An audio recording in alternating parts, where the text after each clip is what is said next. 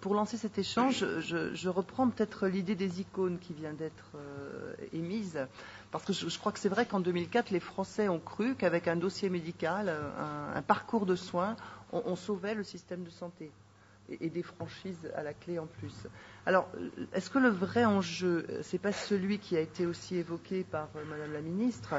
Est-ce qu'il n'y a pas aujourd'hui un vrai besoin de débat d'orientation avec les Français sur les pistes possibles et sur les choix qui sont devant nous, avec de la lisibilité, de la pédagogie, plutôt que de faire les réformes, je l'avais dit au début, subrepticement, sans que les Français prennent vraiment conscience de ce qui est en train de se passer?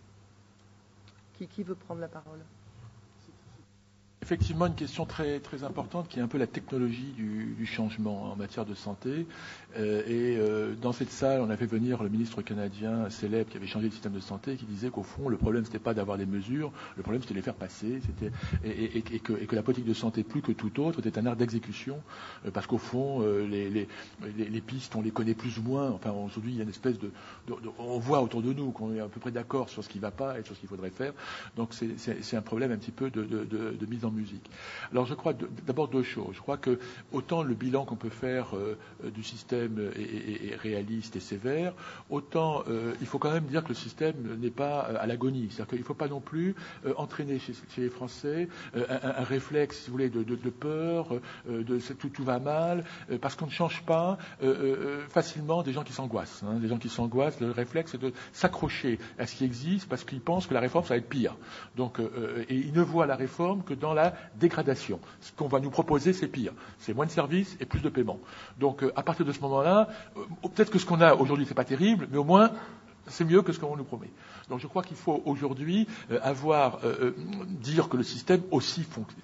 Tout ce qu'a dit Yves, et je suis à 2000% d'accord, mais il faut savoir, et c'est assez compliqué, entretenir chez nos compatriotes ce double sentiment contradictoire. Un, le système n'est pas parfait, il va changer. Deux, ne vous angoissez pas pour le futur, vous serez soignés. La collectivité est engagée là-dessus. La Sécu, ça fait partie de notre identité nationale, et je crois qu'aucun parti politique ne veut supprimer la sécurité sociale. Enfin, il y a une espèce de réassurance qu'il faut donner aux Français sur ce point. C'est important parce qu'ils en viennent à douter, et nous alimentons à travers nos critiques un peu ce sentiment. Le deuxième point, c'est qu'il faut réfléchir. C'est-à-dire que moi, je suis un petit peu frappé, et là, je m'adresse directement à Yves et à Madame la Ministre, par le fait que dans certains cercles politiques, quand on dit qu'il faut réfléchir, on nous dit non, les Français veulent de l'action, ils veulent des mesures, ils veulent du concret, ils veulent pas d'idées, ils veulent pas de débat, ce qu'ils veulent c'est du concret, des problèmes concrets, donnez-nous du concret. Bon, et j'ai eu un peu de mal, si vous voulez, à accréditer dans certaines enceintes politiques l'idée qu'on pourrait peut-être réfléchir un peu au fondement, mais ça c'est universitaire, c'est etc.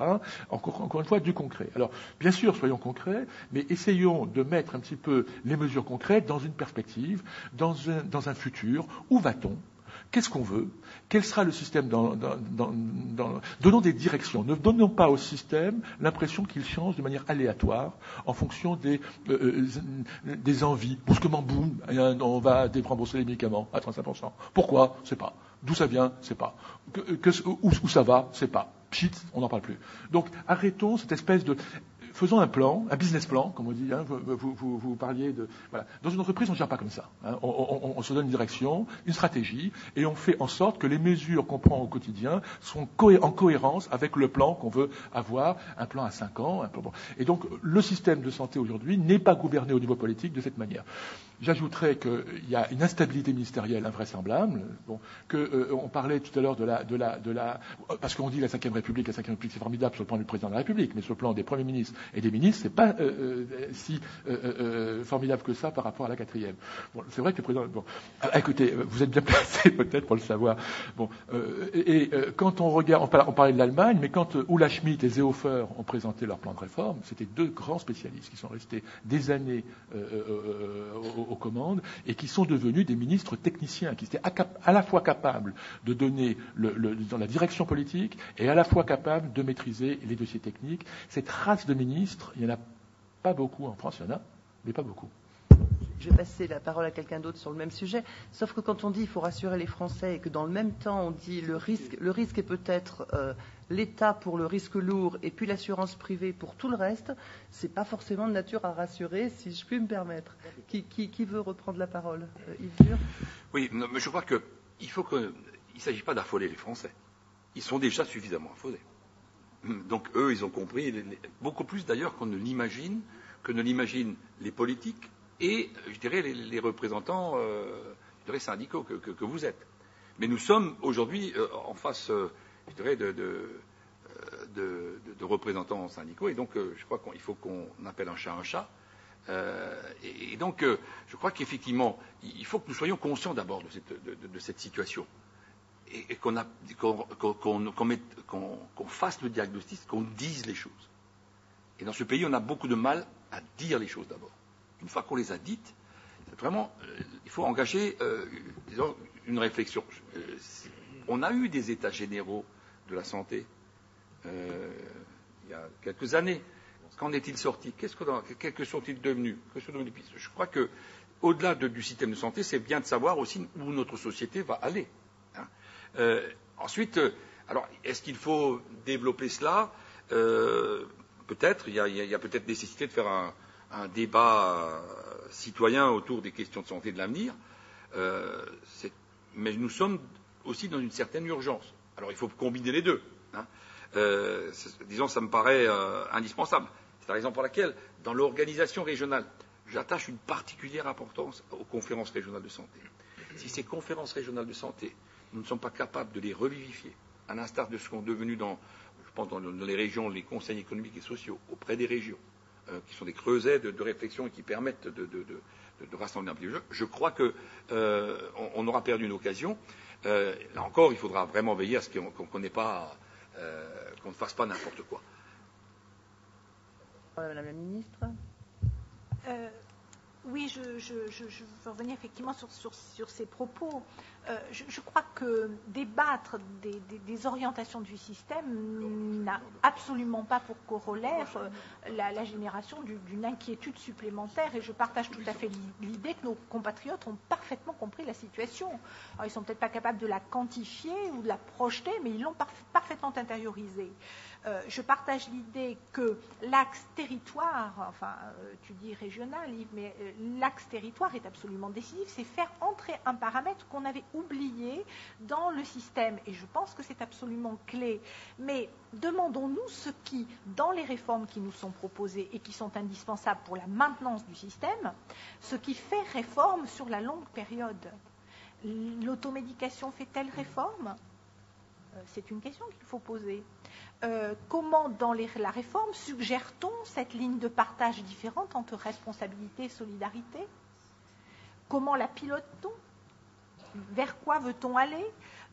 Quelles sont les alternatives dans le système lui-même à l'approche tout thérapeutique? Enfin, on voit qu'il y a énormément de sujets, que nos compatriotes les traitent par ailleurs, mais qu'en termes de pilotage, nous ne sommes pas aujourd'hui en capacité de faire ce que j'appellerais, avec un mot un peu décalé, mais le re-engineering du système. C'est-à-dire lui redonner, en même temps qu'on le réforme, indispensable, un souffle et une prospective. Parce qu'attention, vous savez, c'est un peu comme la maintenance des zincs en bout de course. Je veux dire, changer les pièces détachées et faire que le truc continue à fonctionner n'empêche pas l'obsolescence de l'avion. Enfin, je veux dire, et à un moment, il faut en effet maintenir et en effet préparer les modèles alternatifs. Et je crois que, au risque là encore de me répéter, ce qui a été dit, on n'échappe pas là-dessus à un véritable débat et à la nécessité d'un diagnostic partagé. On le fait pour l'école, on le fait pour la question de la retraite. La santé est au cœur de nos stratégies de développement. Avant de passer la parole à la salle, Dominique Coudreau. Je voudrais revenir sur quelque chose que Yves Bure a dit tout à l'heure et qui m'a semblé plein de sagesse. Et qui était la chose suivante. Il y a vraiment deux niveaux de préoccupation quand on parle de gérer ce système. Quand il est à peu près au niveau de la ligne de flottaison, vous avez dit, à ce moment-là, les mécanismes de la maîtrise médicalisée, la capacité des acteurs à s'entendre à peu près, à trouver des solutions, des compromis, là, elle peut jouer à plein. Et donc, la politique contractuelle peut jouer. Mais lorsque les ordres de grandeur des besoins sont au niveau où ils se trouvent aujourd'hui, on ne peut pas demander aux acteurs de trouver dans leur propre gestion à eux des solutions. J'en reparlerai tout à l'heure à propos des hôpitaux, qui est un sujet qu'on a finalement assez peu... bon. Tout ça pour dire que c'est très bien les débats d'orientation, mais que sur un sujet comme celui-ci, c'est, j'allais dire, d'abord une question de vision de la puissance publique. Un sujet comme celui que vous venez d'évoquer, Yves, il faut pouvoir le dire clairement et le faire comprendre. Mais je ne comprends pas pourquoi les élus, on leur fait confiance, ils sont élus, ce sont nos élus, on les a élus. Pourquoi ils ne nous disent pas ça de façon plus claire et pourquoi des décisions qui sont quand même de niveau politique, les décisions ne s'imposent pas plus clairement. Je renvoie la balle salement.